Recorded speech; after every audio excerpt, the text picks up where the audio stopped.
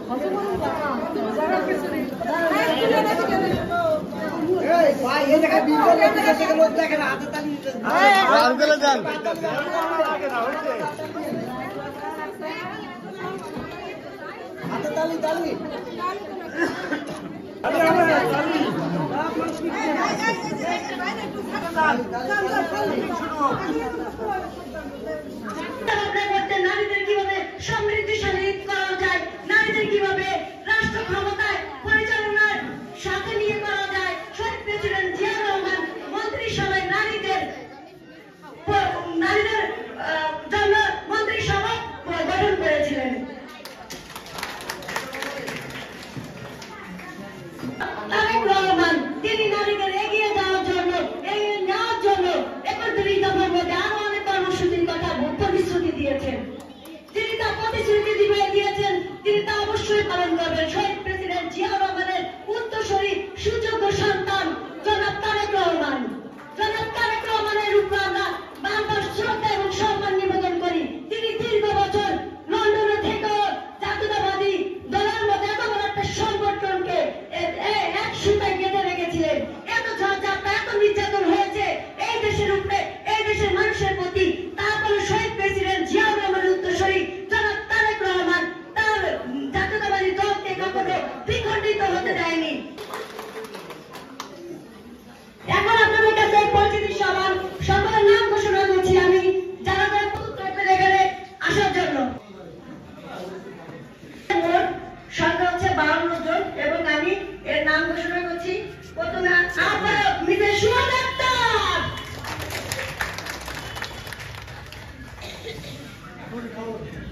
যুগ্ম আহ্বায়ক মিসেস সেলিনা বেগম, যুগ্ম আহ্বায়ক মিসেস নাজমুন নাহার, যুগ্ম আহ্বায়ক মিসেস নার্গিস বেগম,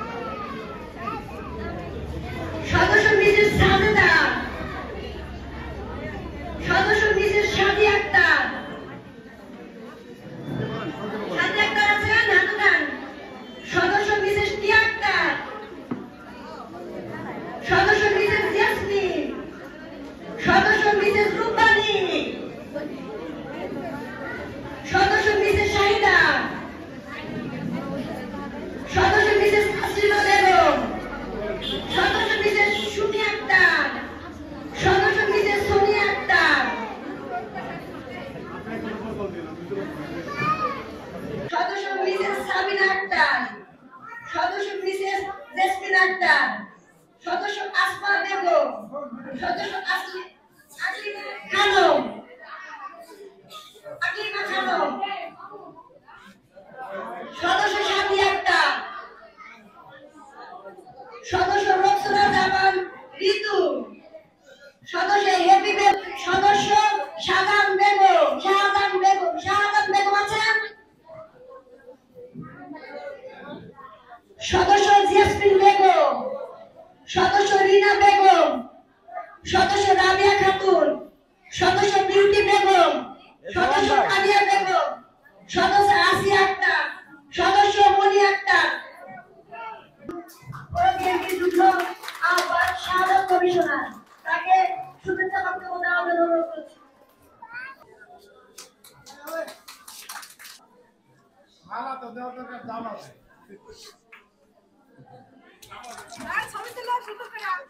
ভাই যারা খায় আগুনি হলো বাড়তে হয়, যারা না খায় আগুনি কষ্ট হয়।